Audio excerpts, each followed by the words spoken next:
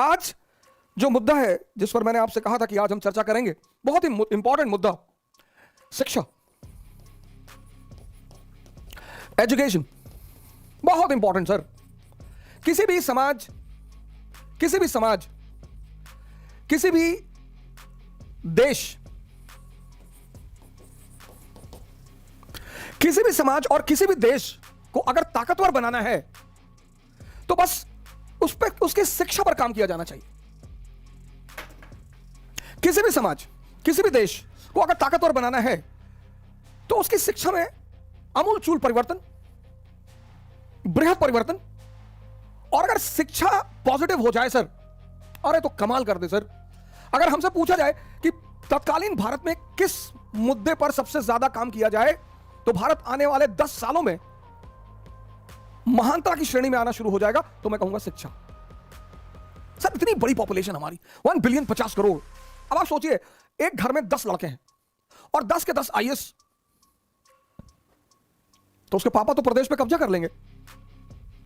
जनसंख्या इतनी भी बुरी नहीं है सर।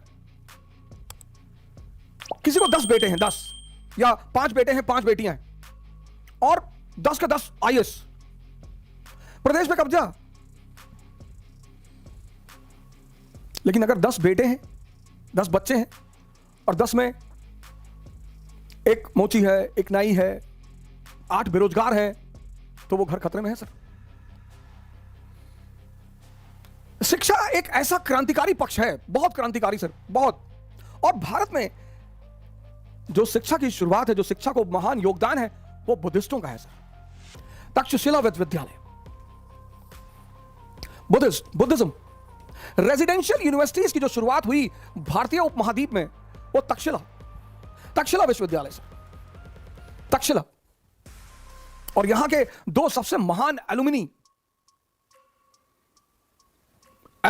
सबसे महान स्टूडेंट यहां के, एक चाणक्य, लगभग हर आदमी इस व्यक्ति के नाम से परिचित है। और कभी आप इनके दर्शन को पढ़ें, इनके ग्रंथ को पढ़ें, तो एक विद्वान के साथ साथ ये आपको एक जागृत व्यक्ति भी दिखाई पड़ेंगे। मेगास्थनीज चाणक्य से मिलने गया। मेगास्थनीज चंद्रगुप्त मौर्य के दरबार में ग्रीक एम्बेसडर था, तो उसने सुन रखा था कि ये जो मौर्य साम्राज्य है, इसको चाणक्य ने बनाया है, इस साम्राज्य का निर्माता चाणक्य है। तो उनको बड़ी क्यूरियोसिटी थी कि मुझे चाणक्य से मिलना है। गए मिलने चाणक्य से, तो गंगा किनारे एक झोपड़ी में रहते थे।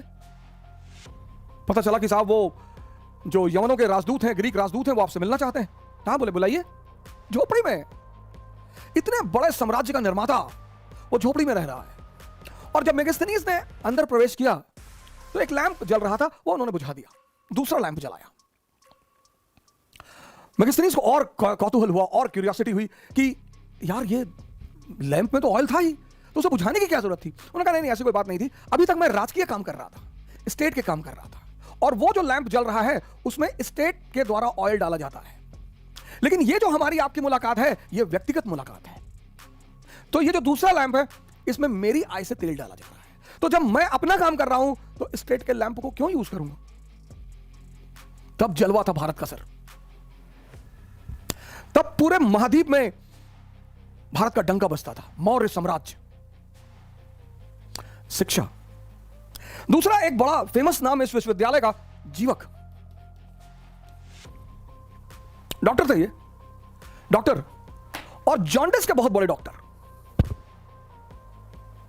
बुद्धिज्म, भारत का वो दौर, यूनिवर्सिटियों का दौर, प्राचीन भारत का इतिहास खोलकर देखिए, प्राचीन काल की महानता देखिए, भारत का गौरव देखिए। पूरा महाद्वीप में, पूरा जो नॉन वर्ल्ड है, उसमें भारत का परचम लहरा रहा है। South east Asia, Indo China, Sri Lanka, China, Japan, सब तरफ भारत का जलवा है। और उस जलवे में जो अहम भूमिका है वह है शिक्षा की। तक्षशिला विश्वविद्यालय से लेकर नालंदा विश्वविद्यालय तक। जैसे आज आपको अमेरिका का वीजा चाहिए, यूनाइटेड स्टेट्स ऑफ अमेरिका का सबसे टफ है अमेरिका का वीजा, आपको वीजा चाहिए।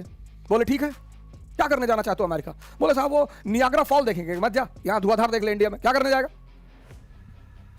लेकिन अगर आपने ये कहा कि साहब अगर हम गंजे के सर पे हाथ रख देना साहब बाल निकल आएगा, तुरंत वीजा देंगे सर। और अगर आपने निकाल के दिखा दिया PR, permanent residency, unlimited money. योग्यता की बड़ी पूजा है सर वहां पे। पश्चिम के जो लोग हैं वो योग्यता को बड़ी पूजा करते हैं बहुत। Clive clerk, east India company में क्लर्क। जिस भी समाज में, जिस भी संस्कृति में योग्यता की पूजा होगी सर, उसके उत्थान को कोई रोक नहीं पाएगा sir. Clive clerk, east India company में क्लर्क। दक्षिण में फंस गए अंग्रेज, बहुत बुरा फंस गए फ्रांसीसियों के खिलाफ। फ्रांसीसी ताकत दिन प्रतिदिन बढ़ती जा रही थी। फ्रांसीसियों का कर्नाटक पे कब्जा, हैदराबाद पर कब्जा, अंग्रेज चारों तरफ हार रहे थे। मीटिंग चल रही थी, ईस्ट इंडिया कंपनी के अधिकारियों की मीटिंग चल रही थी। क्लाइव भी खड़ा था वहां पे, क्लर्क। और उसने उस मीटिंग में कहा कि सरकार अगर हमको एक मौका दें तो मैं आपको इस संकट से निकाल लूं। हमारे यहां होते तो तुरंत उठ के एक लगा दिए होते कि औकात में रहो, हमको एक मौका दें।